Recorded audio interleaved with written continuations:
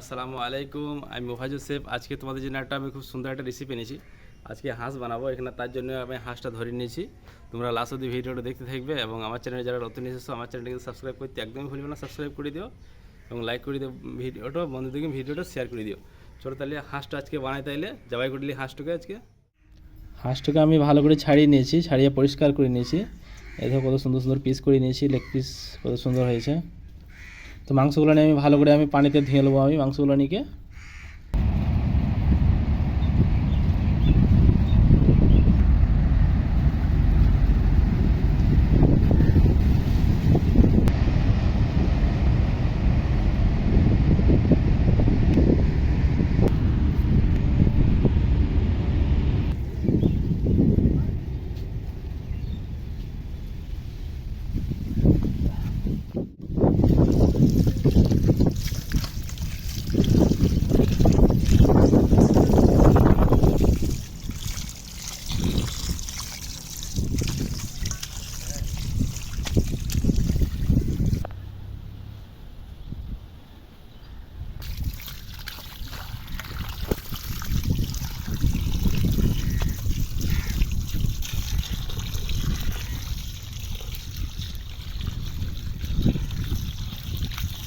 মাংসগুলো সব ধোয়া হয়ে গেছে, ভালো করে ধুয়ে নিয়েছি। পানিটা একবার ঝরতে দেবো ভালো করে, তারপর আমি মাংসগুলো ভালো করে বানিয়ে নেবো। তোমার লাস্ট অব্দি ভিডিওটা দেখতে থেকো বন্ধুরা। চলো তাহলে বানিয়ে দিই।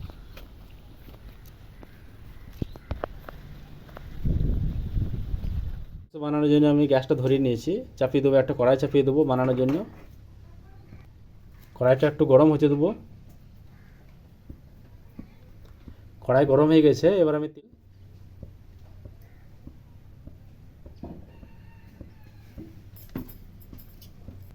তেলটা গরম হয়ে গেছে। আজকে হাঁসের মাংসটা রান্না করবে আমার মা, রান্না করবে।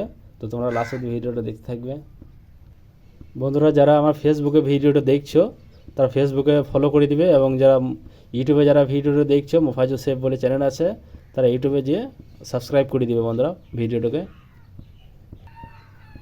আমি এখানে পেঁয়াজ কেটে রেখে দিয়েছিলাম আগে থেকে। এখানে 200 গ্রাম থেকে 250 গ্রাম পেঁয়াজ আছে এখানে। দেখো এইভাবে পেঁয়াজগুলো কেটে নিয়েছি। তো এখানে তেল গরম হয়ে গেছে, পেঁয়াজটা দিয়ে দেবো।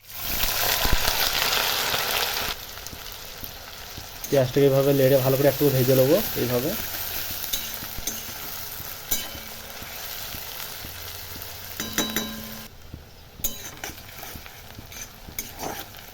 পেঁয়াজগুলো কিন্তু এখনও হয় নাই, আরও একটু পেঁয়াজগুলো নিয়ে হবে, এখন একটু কাঁচা আছে।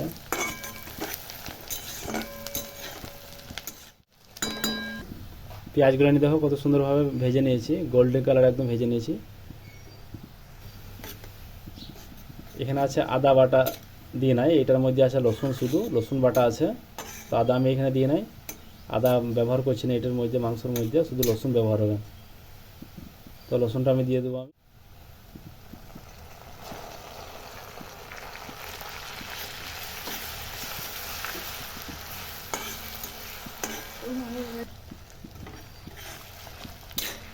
এবার মশলা দিয়ে দেবো। এখানে আছে জিরে পাউডার আছে হাফ চামচের মতন, হাফ চামচের মতন আছে লঙ্কা পাউডার আছে, হাফ চামচ দিয়ে দিয়েছি লঙ্কা পাউডারটা। হাফ চামচ দিয়ে দেবো আমি হলুদ।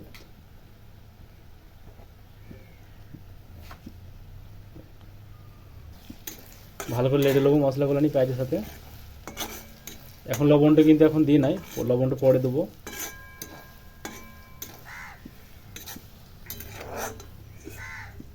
হাঁসের মাংসগুলো ধুয়ে রেখে দিয়েছিলাম, এই দেখো হাঁসের মাংসগুলো নিয়ে এবার দিয়ে দেবো আমি।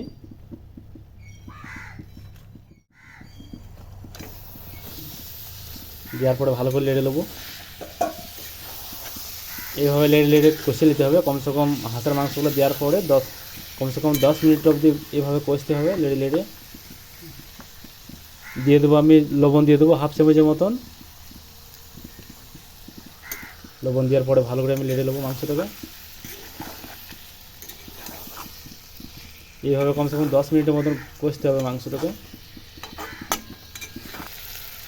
মাংসের মধ্যে দিয়ে দেবো দুটো আমি তেজপাতা দেওয়ার পরে ভালো করে লেড়ে নেবো। এটার মধ্যে কিন্তু এখন ঢাকনা ঢাকবো না, এইভাবে লাড়তে হবে, লেড়ে লেড়ে ভালো করে কষে নিতে হবে। হাঁসের মাংসটা কমসে কম 7 থেকে 8 মিনিট হয়ে গেল, এভাবেই কষছি। তো কত সুন্দর কালারটা এসেছে। তো আরও একটু কষতে হবে। মাংসটা কমসে কম টোটাল 10 থেকে 12 মিনিট এইভাবে কষে নিলাম। তো এবার দিয়ে দেবো পানি। এটার মধ্যে পরিমাণের মধ্যে পানি দেবো, যে যেরকমভাবে ঝোল খেতে পারে আর কি। তো আমি অল্প করে পানি দিচ্ছি, বেশি পানি দেবো না।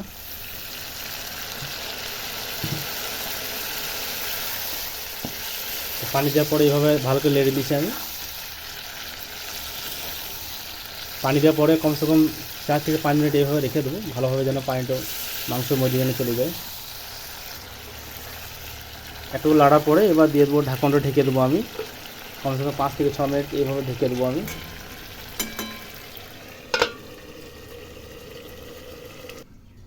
5 থেকে 6 মিনিট আমি এইভাবে ঢেকে রেখে দিয়েছিলাম। ঢাকনটা খুলে দেখবো কীরকম হয়েছে।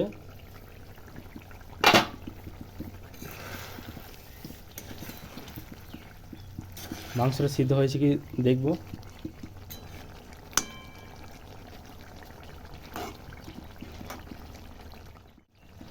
হ্যাঁ, মাংসগুলো সিদ্ধ হয়ে গেছে। এবার তোমাদেরকে আমি একটা ডিশের মধ্যে তুলে আমি দেখাচ্ছি কীরকম হয়েছে মাংসটা। গ্যাসটা বন্ধ করে দেবো আমি।